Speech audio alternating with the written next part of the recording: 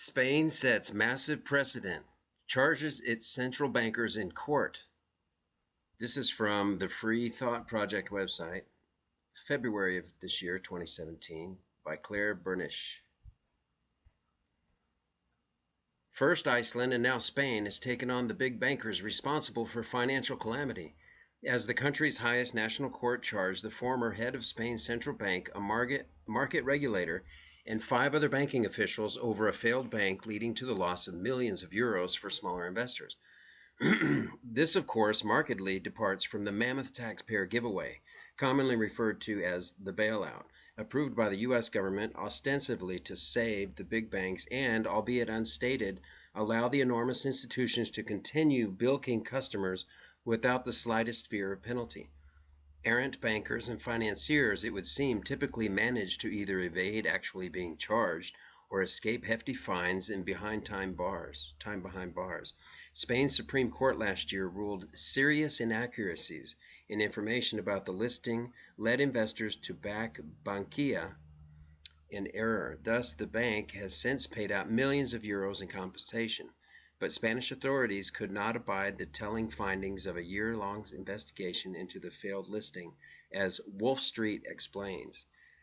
As part of the epic multi-year criminal investigation into the doomed IPO of Spain's Frankenbank, Bankia, which has been assembled from the festering corpses of 7 already defunct saving banks, Spain's National Court called to testify 6 current and former directors of the Bank of Spain, including its former governor, Miguel Ángel Fernández Ordóñez, its former deputy governor and current head of the Bank of International Settlements, Financial Stability Institute, Fernando Restoy.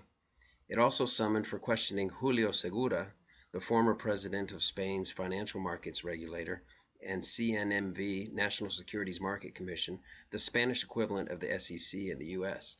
The 6 central bankers and 1 financial regulator stand accused of authorizing the public launch of Bankia in 2011, despite repeated warnings from the Bank of Spain's own team of inspectors that the banking group was unviable. As AFP reports, the National Court validated conclusions made by prosecutors who concluded that when an unviable entity has been listed on the stock market, its administrators or auditors should not shoulder all the responsibility. Specifics of the charges have not yet been made apparent, but as The Economist reports, the court is questioning why they allowed Bankia to sell shares in an initial public offering in 2011, less than a year before Bankia's portfolio of bad mortgage loans forced the government to seize control of it. It said there was evidence the regulators had full and thorough knowledge of Bankia's plight. After its nationalization, it went on to report a 19.2 billion euro loss for 2012, the largest in Spanish corporate history. Internal emails and documents played a crucial role in ultimately bringing the central banking officials to task for the failure of Bankia. Inspectors bringing issues to the attention of superiors were allegedly ignored. One email cited by The Economist came from an inspector who warned Bankia was a money-losing machine, for which an IPO would not solve. Another report deemed devastating by the court saw an inspector advise Bankia to seek a private buyer rather than proceed with the listing. An inquiry into the participation of other players, such as officials in the central bank, was also urged by the National Court.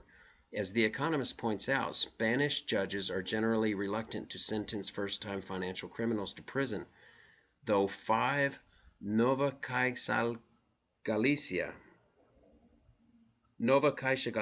that's the new exchange of Galicia. Executives had 5-year suspended sentences levied for embezzlement in 2015, abruptly enforced in January. Meanwhile, taxpayers in the United States have yet to see big bankers criminally responsible for the financial ruin of so many Americans brought to any semblance of justice for their wrongdoing. Thank you for coming to the Plain Mundane Show. I'm Alex Aquarius.